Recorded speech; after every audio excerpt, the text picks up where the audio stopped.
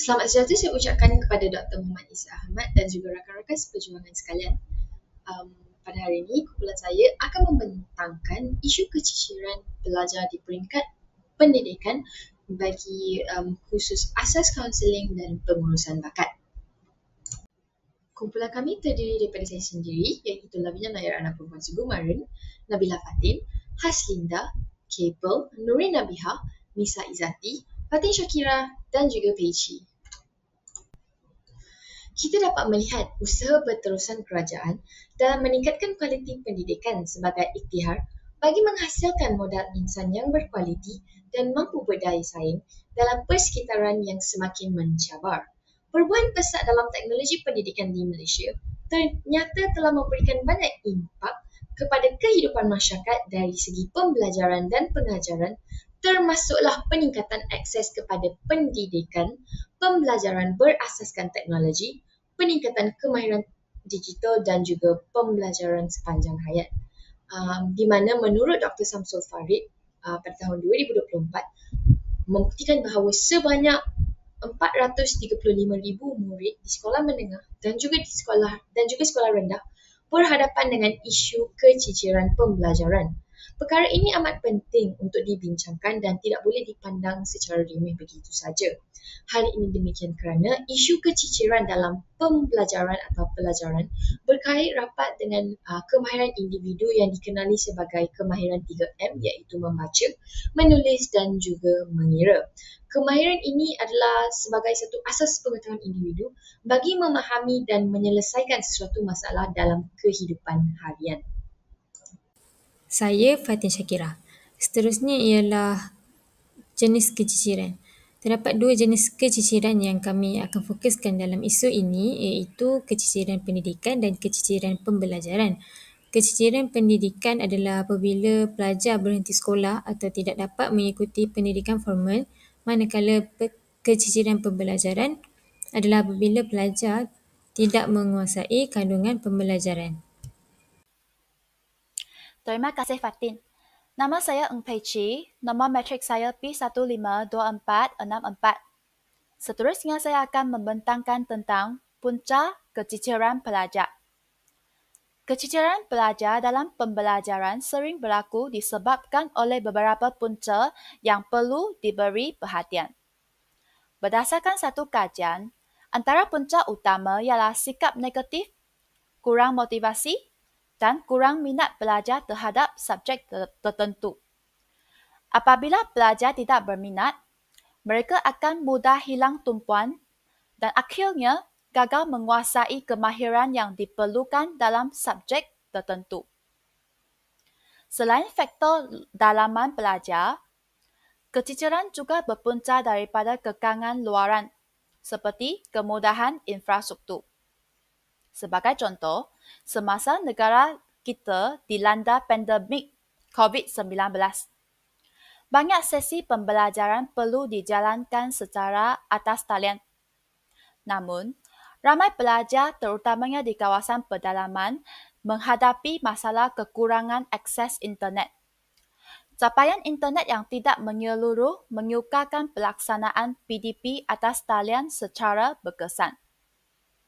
Yang lebih menyedihkan, terdapat juga keluarga yang terpaksa mengorbankan wang demi melanggan pelan internet supaya anak-anak mereka dapat belajar. Masalah ini bertambah rumit apabila pelajar tidak mempunyai peranti elektronik yang mencukupi. Ada pelajar yang terpaksa berkongsi peranti dengan adik-beradik. Malah, ada juga yang langsung tidak mempunyai sebarang peranti. Itu daripada saya. Sekarang, saya akan mengira kepada Nisa untuk menerang tentang punca keciciran yang seterusnya. Terima kasih. Seterusnya, saya, Nisa, akan meneruskan dengan punca keciciran ketiga iaitu faktor sosioekonomi. Wujudnya faktor ini adalah disebabkan oleh pekerjaan dan pendapatan keluarga yang menjadi penyumbang terbesar kepada keciciran pelajar.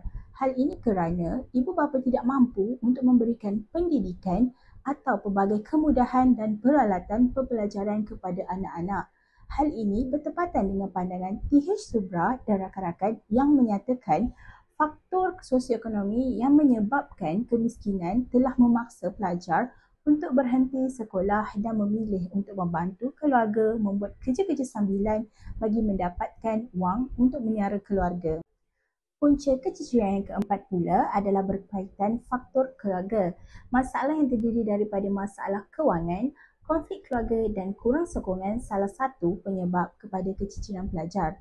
Antara yang paling ketara adalah apabila berlakunya perselisihan faham antara pelajar dan ibu bapa yang menyebabkan mereka tidak bergaul dan mula mengasingkan diri dari keluarga mereka sehingga menyebabkan hubungan antara keluarga berenggang.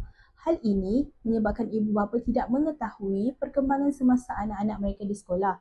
Malah menurut pandangan Menega Paraman dan juga Rosila B. Muhammad Hussein bernyatakan bahawa pelajar akan merasa menjadi beban atau tanggungan kepada ibu bapa yang khususnya berpendapatan rendah yang terpaksa membayari kos pendidikan mereka. Saya Nabila Fatin. Seterusnya ialah faktor geografi atau kawasan tempat tinggal merupakan salah satu punca keciciran pelajar. Sebahagian pelajar dari kawasan luar bandar sering menghadapi masalah pembelajaran. Hal ini berlaku apabila ibu bapa pelajar yang bermasalah tidak memberikan tumpuan kepada pendidikan anak-anak. Di sesetengah kawasan, budaya atau norma tempatan mungkin tidak mementingkan pendidikan, terutama untuk kanak-kanak perempuan. Masalah ekonomi keluarga juga menyebabkan mereka tercicir dalam aspek pembelajaran.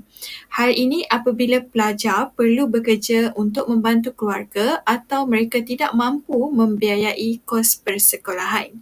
Hal ini dijelaskan oleh Nur Shafariza Mahmad dan Muhammad Nobli Abdul Wahab dalam satu artikel yang ditulis mereka pada tahun 2022. Seterusnya ialah faktor rakan sebaya seringkali dihadapi oleh murid yang tidak dapat perhatian dari ibu bapa. Mereka sering terjebak dengan masalah disiplin. Mereka lebih selesa untuk berkongsi masalah dengan rakan berbanding ibu bapa. Hal ini perlu diberi penekanan yang serius kerana rakan sebaya memainkan peranan penting dalam membentuk sikap tingkah laku dan keputusan seseorang pelajar. Selain itu, kepesatan teknologi berlaku apabila murid yang kurang perhatian ibu bapa melayari internet tanpa kawalan dan menjurus ke arah masalah tingkah laku.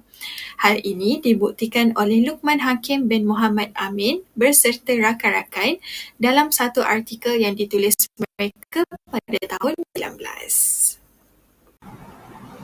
Saya Haslinda binti Hashim akan meneruskan dengan implikasi keciciran pelajar.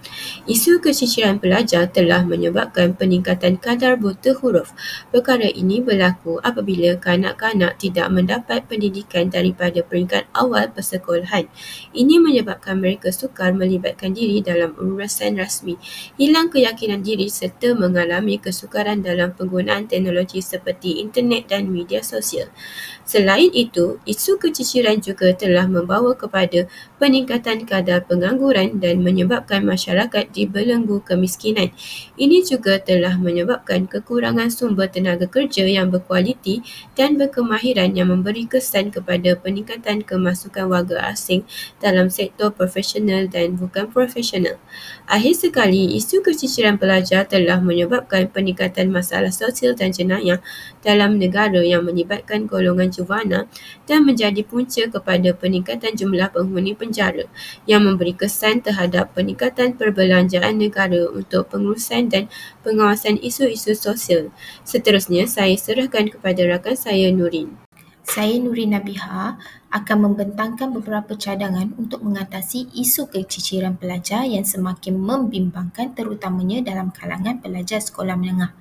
Yang pertama adalah dengan mengadakan program latihan kemahiran TVET, iaitu cadangan pertama ini untuk memperkenalkan laluan pendidikan berasaskan kemahiran seperti TVET, iaitu pendidikan dan latihan teknik teknikal dan vocational.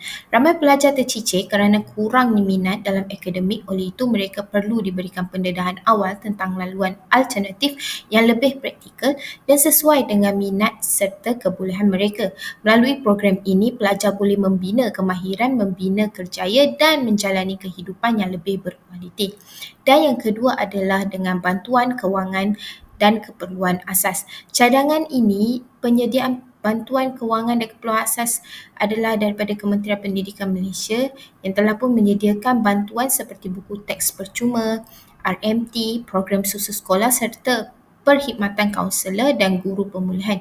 Selain itu, pemberian insentif dalam pembelajaran seperti sijil atau ganjaran juga membantu menarik minat pelajar untuk terus belajar dan hadir ke sekolah. Dan yang ketiga adalah kerjasama pelbagai pihak. Cadangan ketiga ialah kerjasama antara KPM dan pelbagai pihak luar seperti industri, NGO dan yayasan.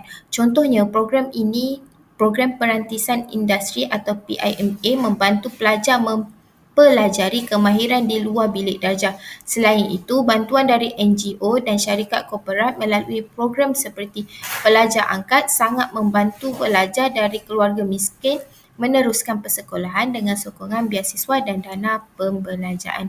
Kesimpulannya, usaha menangani isu keciciran pelajar memerlukan pendekatan pelbagai seperti dari segi pendidikan alternatif, sokongan kewangan serta kerjasama antara pelbagai pihak. Terima kasih Nurin. Nama saya Kepo Khawaji ingin membentangkan bahagian kesimpulan. Keciciran pelajar kekal sebagai isu besar dalam pendidikan di Malaysia. Isu ini memberi kesan yang serius bukan sahaja kepada pelajar sendiri, tetapi juga kepada masyarakat dan pembangunan negara secara keseluruhan. Pendidikan merupakan hak asasi bagi setiap kanak-kanak. Ia juga adalah asas penting dalam pembangunan negara dan pembentukan generasi yang berilmu, berkemahiran dan berakhlak mulia, dan ia akan menyumbang kepada kemajuan negara. Oleh itu, kerjasama menyeluruh daripada semua pihak amat diperlukan, termasuk kerajaan, institusi pendidikan, ibu bapa dan komuniti berkenaan untuk memastikan setiap pelajar mendapat peluang pendidikan yang sama dan tidak tercicir. Itu sahaja untuk kumpulan kami. Sekian, terima kasih.